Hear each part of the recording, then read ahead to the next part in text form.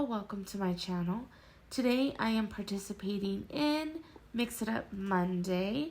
Now this is a YouTube hop created by Anna over at Peacecraft Love and Kimberly over at I'd Rather Be Scrapbooking. Now this is the first time that I am participating in this YouTube hop, so there's a lot of information below. I will have links of where you can participate if you are interested in next month, and also anybody else who is hopping along in this round. Today we are using a sketch created by Barbara Ragdale. Beautiful sketch. I think I'm going to stay remotely close, probably not do the stitching, but we'll see what I can do. I'm starting off, the sketch has 3 photos. And I thought 2 of them were 4x6 and then the other one a 4x4. But once I got them on the page, I realized they were too big, so I had cut them down. The 2 larger ones are 3x5 and the smaller one is more of a 4x4. Now, I brought in this Paige Evans 7 Wonders paper. I really liked both sides and I wasn't sure in the beginning which side I wanted to use. She has 2 strips going across behind the photos, and I thought the florals would be really nice, but I kind of really liked the way the purple looked against the photos. So at this point, all I'm doing is cutting down my layers and auditioning different patterns against each other. I really wanted to use the pink floral, so what I decided to do is create an extra strip going down the center to connect the 2 purple strips. And I didn't like the way the floral was sitting against the purple pattern, so I brought in a deeper pink and connected it, and I really like how this part turned out, and it allowed me to bring in that paper that I really wanted to use. Now, because I brought in that deep pink, it allowed me to bring it in other areas of the layout. And I'm not sure if I wanted to go with the purple or the dark pink for that bottom layer. But what I decided was going with the purple and then bringing in my infinity tag die cuts and use the deeper pink to make the tag. Now, I was thinking about doing some journaling and then having the tag pulled down, so like a hidden journal. But I wasn't sure how I felt about the idea of needing to pull out the layout from the page protector in order to read that journaling. So I ended up doing something a little bit different. I pulled in that floral Paige Evans paper and I cut out some of the florals from it and curled up the petals to create some dimension on the page. And that's going to give me a little design on my tag without the journaling. It doesn't bother me that I decided against putting the journaling on this page. This was just a little blip of our day. We took my daughter and her friend to the San Diego Zoo for her birthday, and we stopped to get their faces painted earlier in the day. So I do have more photos of things that happen, and I feel like I can utilize those other photos to tell a story about this day.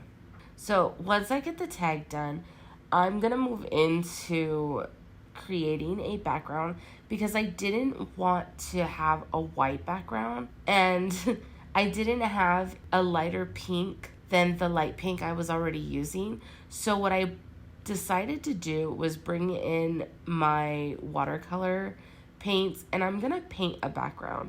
Now, I haven't really worked with a lot of watercolor, so probably doing a lot of stuff wrong, but it's okay. I really like how it turned out in the end.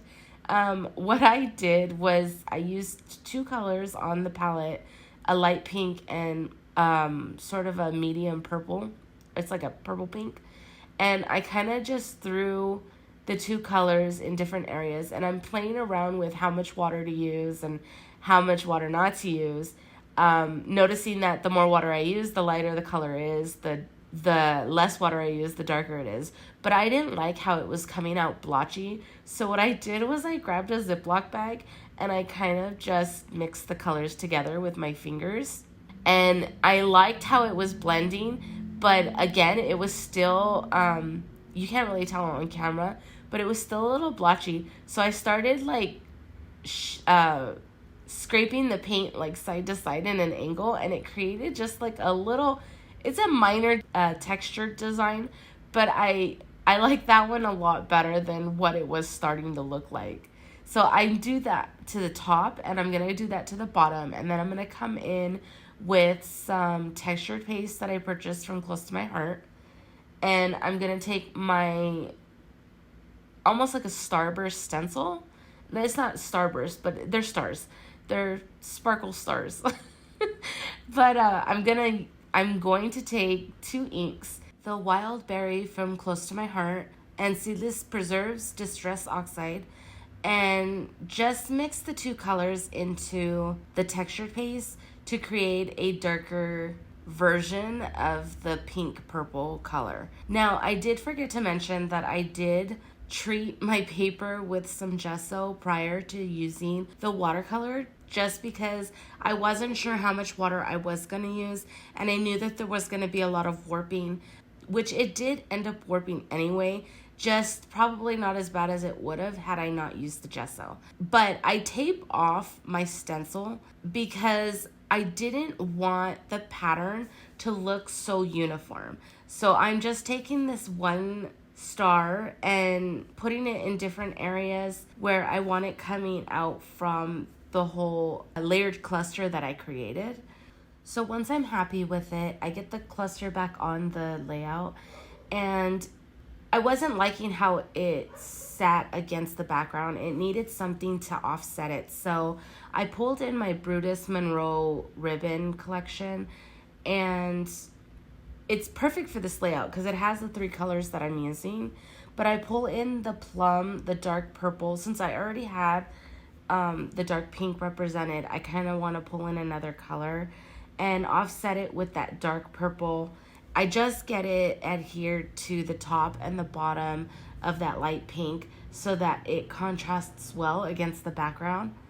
And then I decide to not leave my tag naked, but put the ribbon on it as well, which finishes that off. It was still kind of not bothering me, but it felt like something was missing. So what I decided to do was I cut about 1/4 of an inch off of each side of the 12 by 12, and I'm going to adhere it to a plum, like a dark purple cardstock for a border.